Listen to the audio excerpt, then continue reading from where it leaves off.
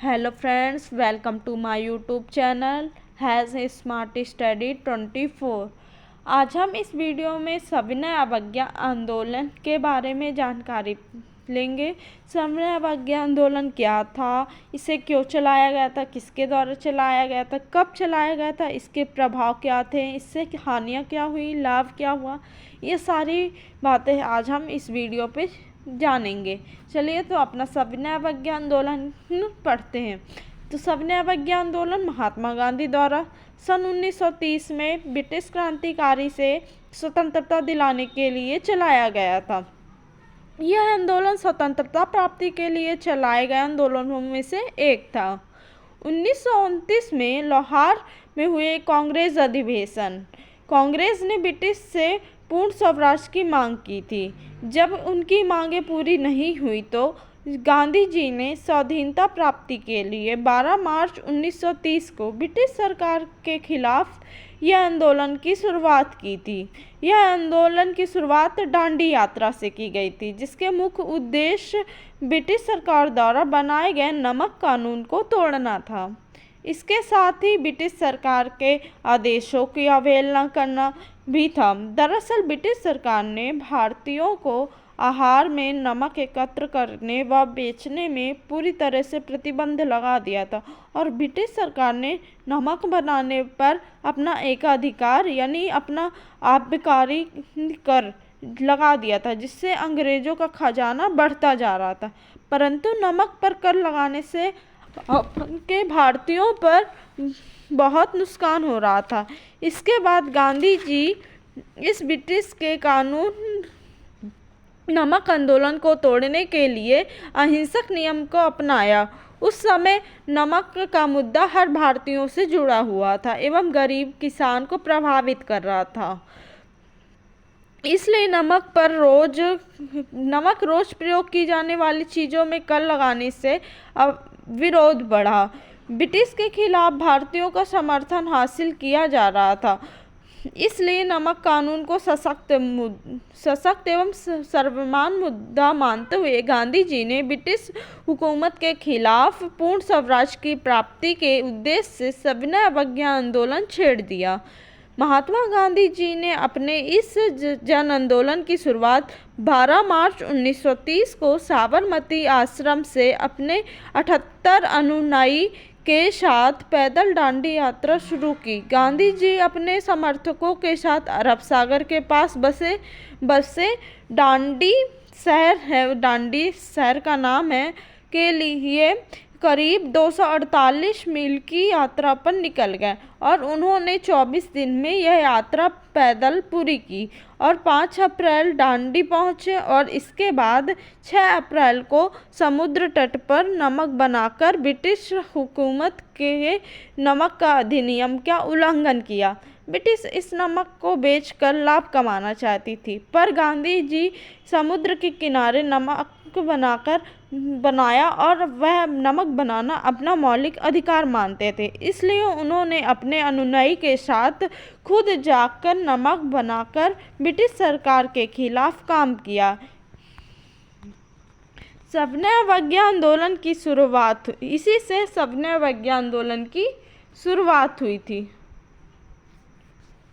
गांधी जी के इस नमक आंदोलन के तहत सभी देशवासियों ब्रिटिश सरकार के इस कानून का उल्लंघन कर अवैध अहिंसक रूप से नमक बनाने की छूट दी गई। लेकिन इस दौरान ब्रिटिश पुलिस ने नमक बनाने वाले आंदोलनकारियों पर लाठी बरसाकर इस आंदोलन का अहिंसक बना दिया था, जिसमें 300 लोग घायल हो गए।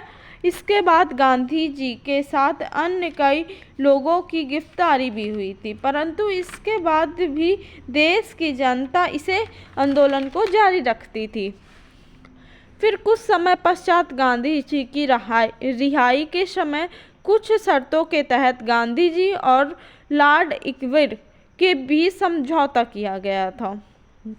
फिर इस आंदोलन को बंद कर दिया गया। देशवासी अपनी अपनी भागीदारी अपनाएं।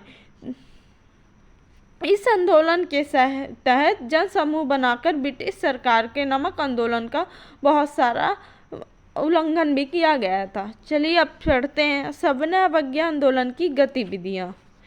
क्या क्या उसमें गतिविधियाँ थी, किसने किसने किया, चलिए पढ़ते हैं। नमक कानून का उल्लंघन कर खुद के द्वारा नमक बनाए जाने लगे। मतलब नमक कानून का उल्लंघन कर सब लोग खुद से नमक बनाने लगे थे समुद्र के किनारे। भारत देश के सभी देशवासी ने अपने बच्चों को सरकारी नीति व सरकारी कार्यालयों जमकर बहिष्कार करना सिखा दिया था।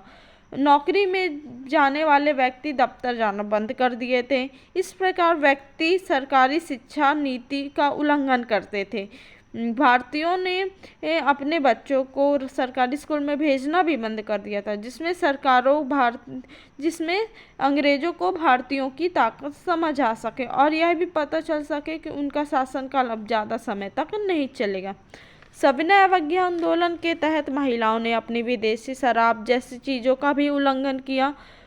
जो विदेशों से शराब आती थी, भारतीय महिलाओं ने उसका उल्लंघन किया और विदेशी कपड़े की दुकानें थी, वहां भी जाकर धरना प्रदर्शित किया। अब चलिए पढ़ते हैं सविनय अवज्ञा आंदोलन को शुरू करने के कारण।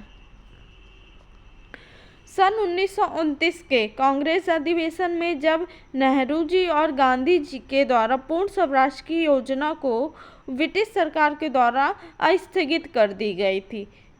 स्थगित करने की स्थिति पर आंदोलन करने के अलावा गांधी जी और नेहरू जी गांधी जी के पास कोई और विकल्प नहीं बचा था। इसलिए पूर्ण स्वराज को लेकर गांधी जी ने ब्रिटिश सरकार के खिलाफ यह आंदोलन किए थे।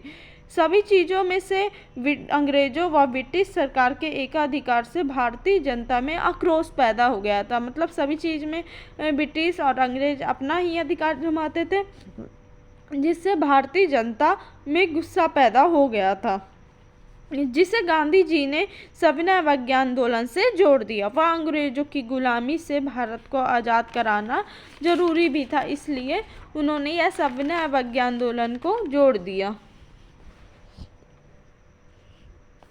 सविनय अवज्ञा आंदोलन के क्या क्या प्रभाव थे, अभी इसको जान लेते हैं। सविनय अवज्ञा आंदोलन के प्रभाव। सविनय अवज्ञा आंदोलन ब्रिटिश को भारतीयों की शक्ति का एहसास कराया। सविनय अवज्ञा आंदोलन में से देश की महिलाओं ने अपनी भागीदारी अपनाई और यह पहला ऐसा आंदोलन था जिसमें महिलाएं घर से निकलकर ब्रिटिश के खिलाफ विरोध किए। तो यह पहला ऐसा आंदोलन था। अब सविनय अवज्ञा आंदोलन के असफलता के कुछ कारण भी थे, उसमें कुछ असफलताएं भी मिली थी। सविनय अवज्ञा आंदोलन की असफलता के कारण अब जानते हैं। सविनय अवज्ञा आंदोलन का कारण था असफलता का जन समूह को सही तरीके से जन चेतना की राह न देना। जन समूह तो बना लिए थे कि जन समूह बन के चलेंगे, पर उसमें सही राह न देने के कारण वह एक असफलता प्राप्त कराई थी। और था व्यापारी वर्ग व मुस्लिम समुदाय धीरे धीरे पीछे हट गए थे। यह 10 महीनों तक चला था। इस आंदोलन के समय भगत सिंह को फांसी होने वाली थी। इस आंदोलन के समय ही, मतलब जब से चला था 1930 से, तब से भगत सिंह को फांसी होने वाली थी। 10 महीने चला था तो पर गांधी जी ने भगत सिंह की फांसी नहीं रुकवाई थी, जिसके कारण भारतीय जनता में आक्रोश पैदा हो गया था और इसके कारण कुछ जनता गांधी जी के खिलाफ भी होने लगी थी। इसके लिए असफलता का यह भी एक कारण बनता था। Thank you for watching my video. Please like and subscribe me.